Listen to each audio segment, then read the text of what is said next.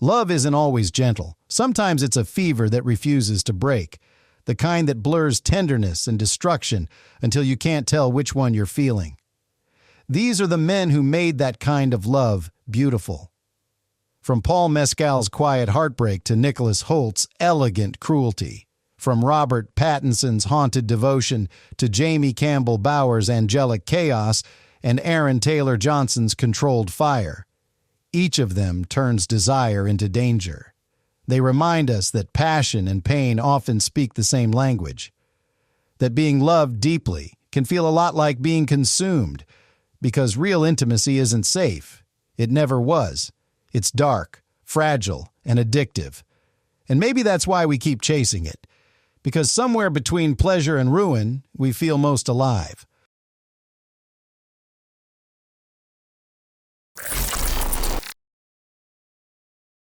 Joey Gore, the model who made muscles look like art.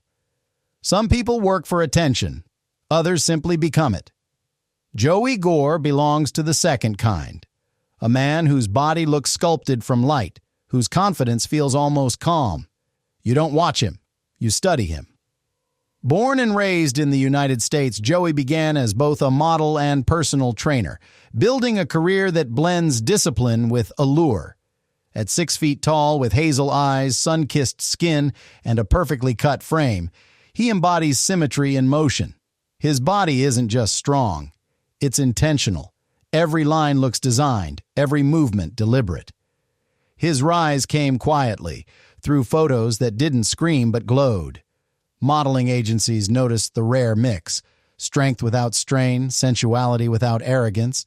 He became the man who looked powerful even in stillness. The kind of masculine beauty that doesn't flex, it breathes. Joey's social media presence only magnified the myth. His workout clips blend humor, precision, and control. He talks about training not as a punishment, but as a celebration of what the human body can become.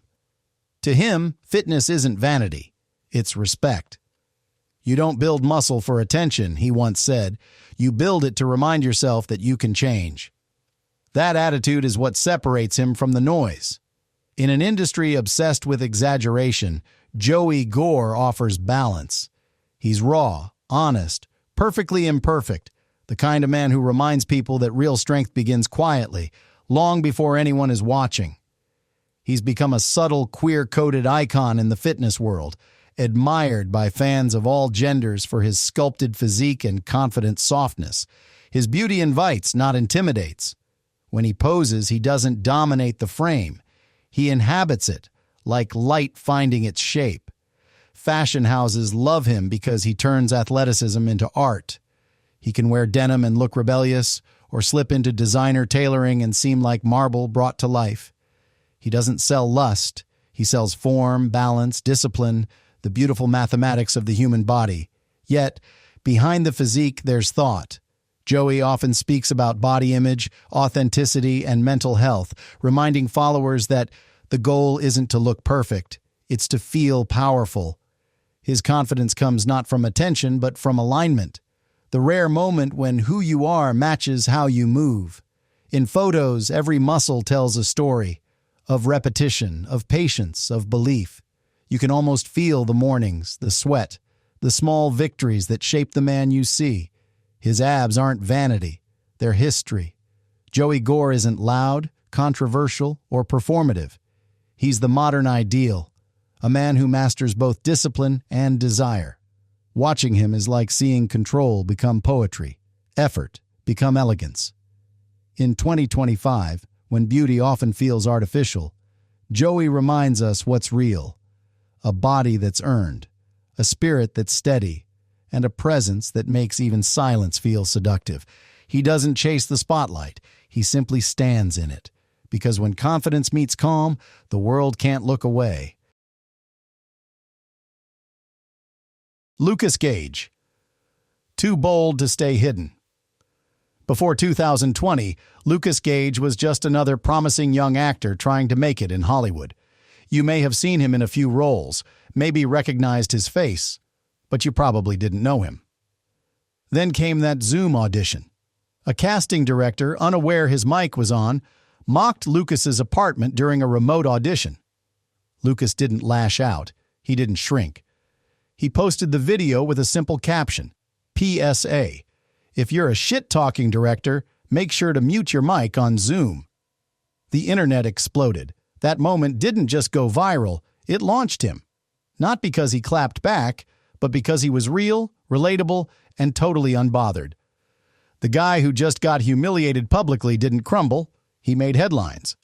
Lucas Gage was officially on the map, but the question that quickly followed, is he gay?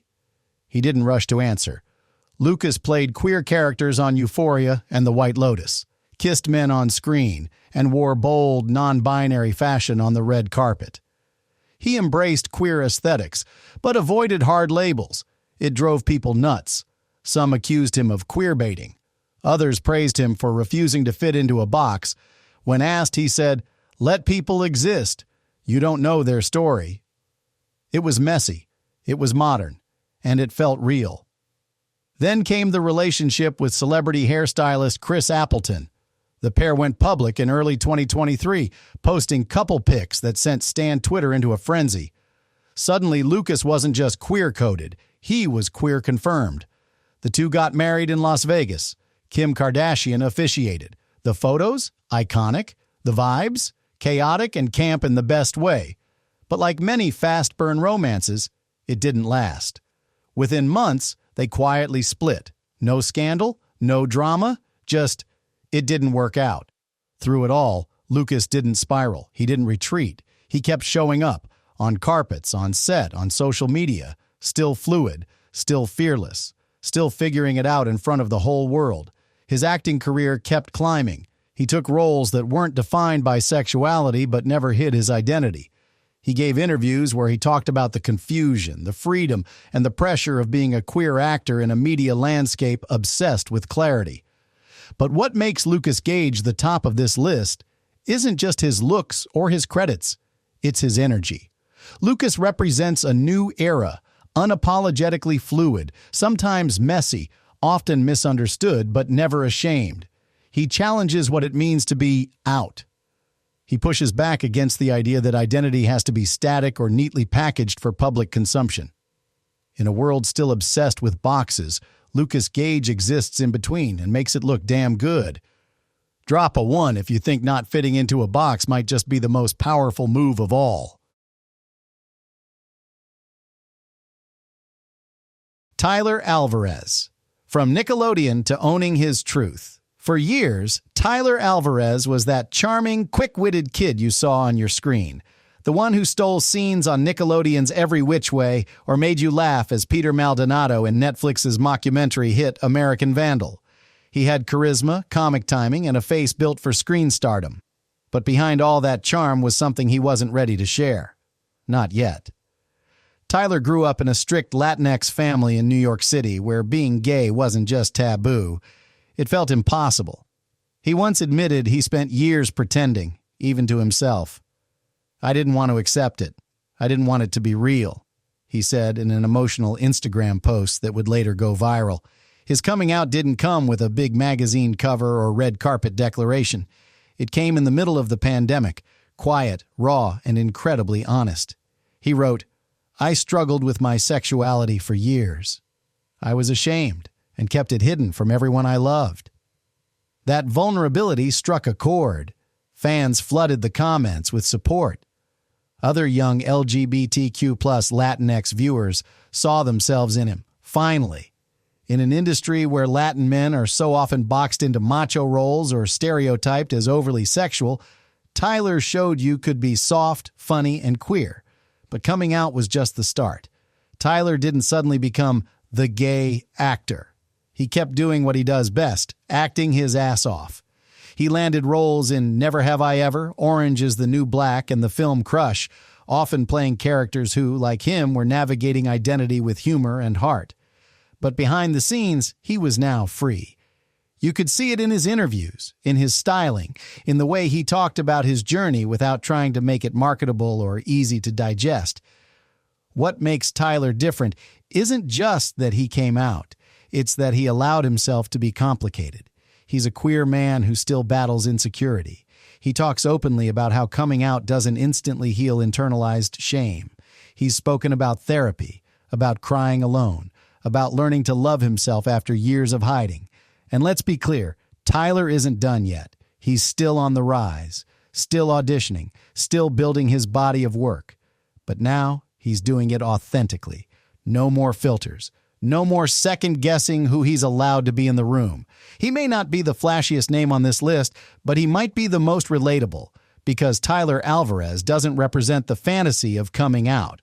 He represents the truth, that it's messy, personal, and sometimes terrifying, but also worth it. And for every young queer kid watching him navigate the industry with quiet courage, he's already a star. Drop a 2 if Tyler Alvarez's story reminded you that coming out doesn't have to be perfect. It just has to be yours. Kevin McCale, the quiet icon of a loud era. If you were a teenager in the early 2000s, you knew him. Kevin McCale wasn't just a character, he was a pop culture fixture.